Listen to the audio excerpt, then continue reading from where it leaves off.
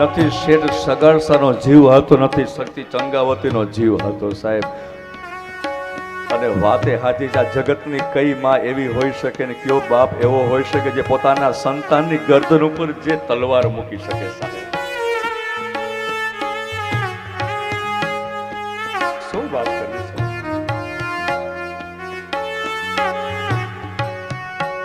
ચાલો જાણે કે મારી માં અને મારો બાપ મને કેટલો પ્રેમ કરે છે જાણે છે. મારી માં નહીં કરી શકે,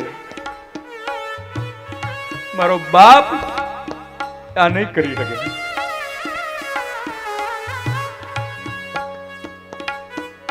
પણ જો એ નહીં કરે તો વ્રત ભંગ થશે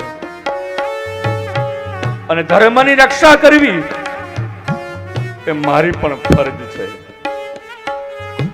જો મારો પ્રાણ જતો હોય અને મારા પ્રાણ જવાથી જો અમારા ધર્મની રક્ષા કરતી હોય તો આ ચેલો પોતાનો પ્રાણ છોડવા પણ તૈયાર છે. એમ વિચાર કરી અને જે સગારસાની ભેટમાં જે તલવાર હતી એ તલવારને ચેલિયાએ ખેંચી લીધી અને તલવારને ખેંચી અને જોત જોતામાં એ તલવારને પોતાની ગરદન ઉપર રાખીને ચેલાએ પોતાના હાથે જ પોતાનું માથું ઉતારી દીધું.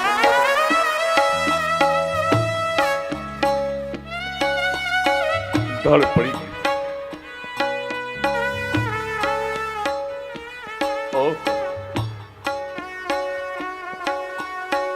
લોહીના ફુવારા અને પછી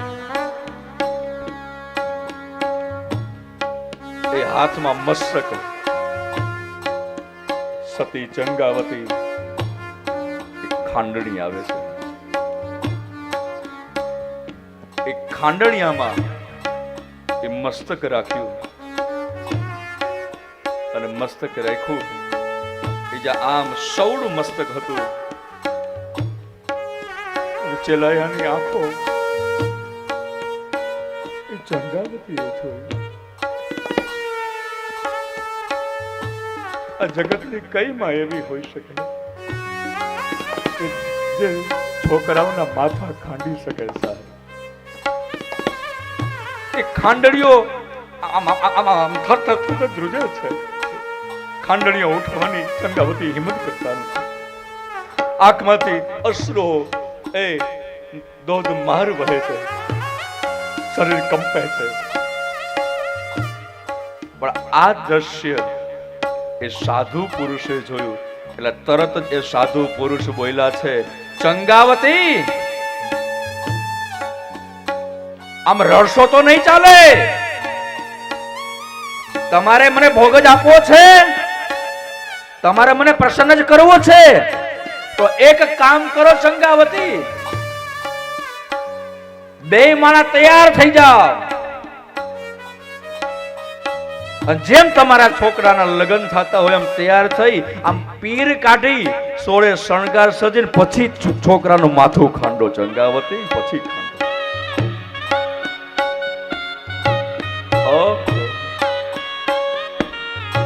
સાહેબ પરાકાષ્ઠ આવી છે. આ બાજુ ચંગાવતી અને શેઠ સગાર થાય જેમ છોકરાના લગ્ન હોય બે માણા તૈયાર થયા છે.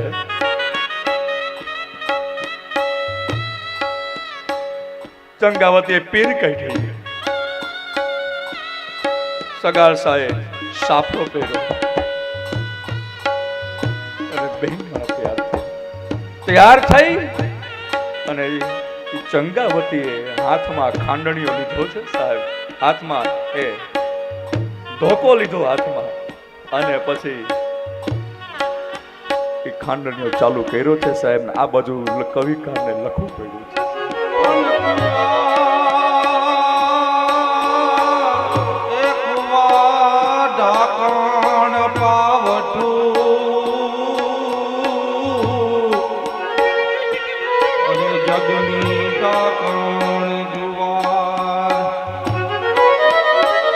પણ બાપનો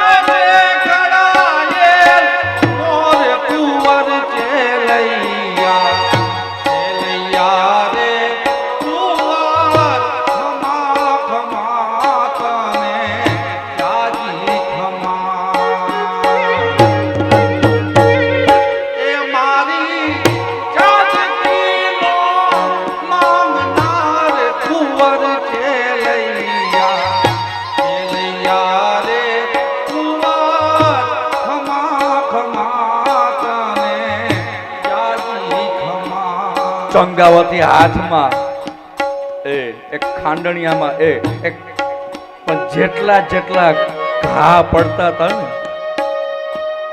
એ ઘા એ ખાંડણિયામાં નતા પડતા, પણ એ વૈકુંઠના અધિપતિ ભગવાન એ દ્વારકાધીશના હૃદયમાં બધા ઘા પડતા હતા. સાહેબ બધા ઘા પડતા હતા. આ તો પરીક્ષા છે સાહેબ. માથું ખંડાઈ ગયું. થાળી તૈયાર કરી અને થાળીને તૈયાર કરી કંપતા ધ્રુજતા ચંગાવતી આવે છે. સાધુને અર્પણ કરે છે અને સાધુએ જ્યાં આ થાળીના જ્યાં જોયું દર્શન કર્યા, પણ ત્યાં દર્શન કરતાની સાથે સાથે એ સાધુ પુરુષ ફરી પાછા બોલ્યા કે હવે આય નહીં હાલે મને. ઓહો, આકાશમાં બ્રહ્માદી ઇન્દ્રાદી દેવતાઓ વિસ્મય પામ્યા છે સાહેબ. પ્રકૃતિ રડી પડી યાર.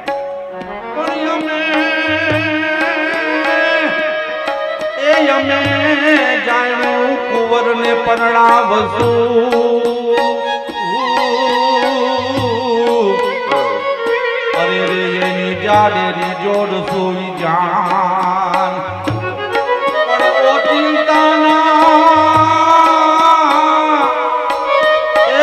ચિંતાના મરણ આવ્યા.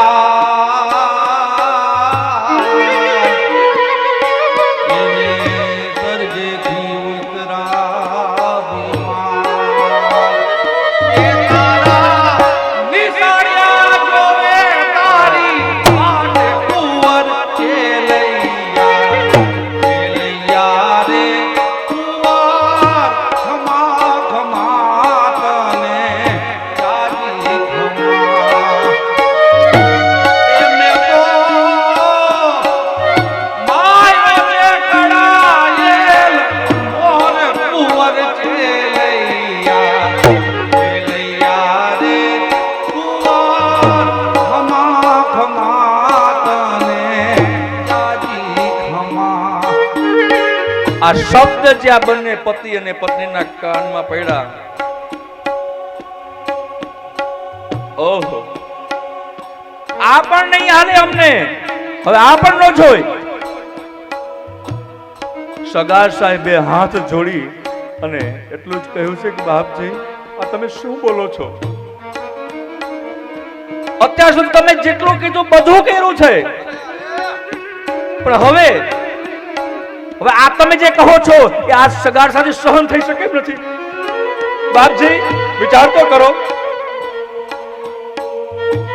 મારા અને ચંગાવતીના કેટલા કોડ હતા,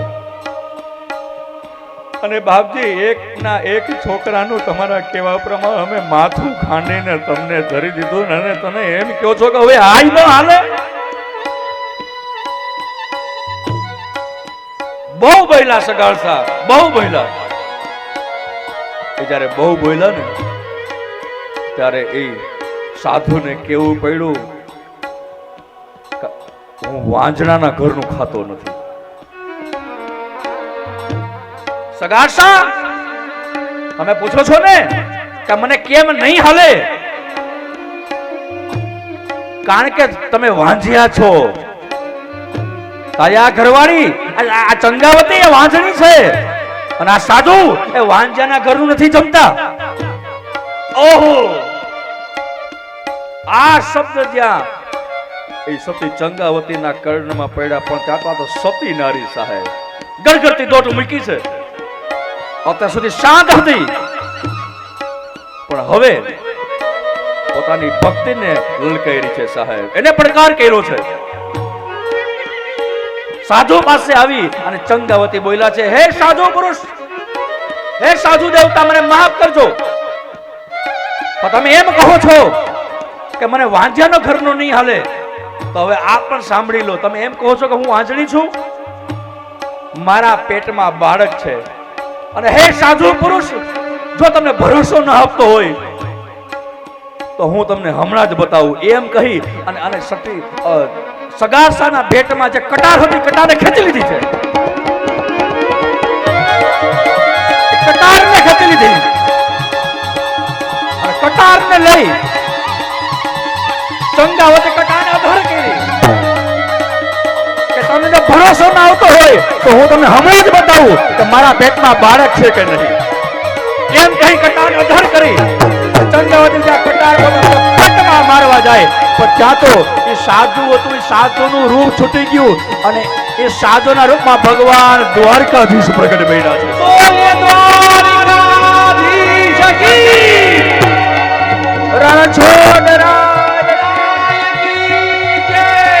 દ્વારકાધીશ પ્રગટ બન્યા અને ચંગાવતી જ્યાં ઉદરમાં મારવા જાય ત્યાં દ્વારકાધીશનો હાથ પકડી લીધો.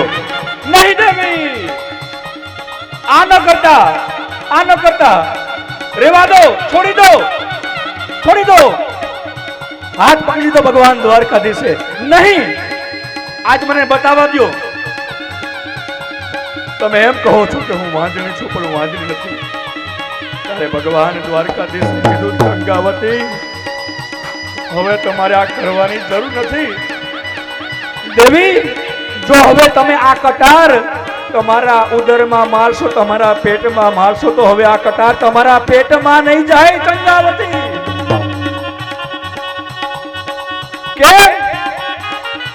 એટલા માટે કહું છું કારણ કે તમારા ઉદરમાં આ કટાર નહીં વાગે. કટાર સીધી વૃક્ષમલીના ઉદરમાં જાય. ખવડાવીને ખાવાનું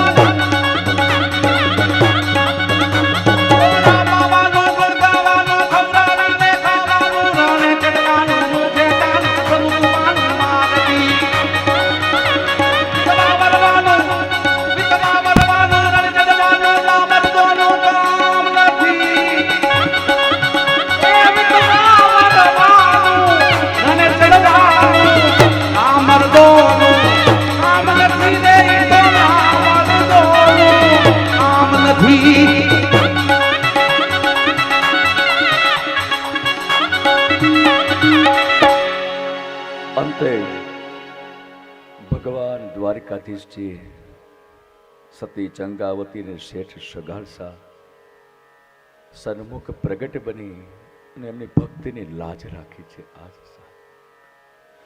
પણ અંતે ભક્તિથી પ્રસન્ન બનીને ભગવાન દ્વારકાધીશ એટલું જ કહ્યું છે, ચંગાવતી માગો. આપની ભક્તિથી હું પ્રસન્ન બન્યો છું. માગો શેઠ સગાડસા. ચંગાવતી કહે છે, સગાડસા કહે છે કે પ્રભુ જેમને આપની પ્રાપ્તિ થઈ ગઈ હોય એને શું જોઈએ? अब हमारे जीवन की कोई अभिलाषा नहीं, अब कोई तमन्ना नहीं है. જેને ઋષિ મુનિ યોગી તપસ્વી જેને પ્રાપ્ત નથી કરી શકતા એને આજ અમે પ્રાપ્ત કર્યા છે અમારી ભક્તિ. હવે અમારા જીવનની કોઈ બીજી ઈચ્છા નથી. નહીં દેવી, માગો.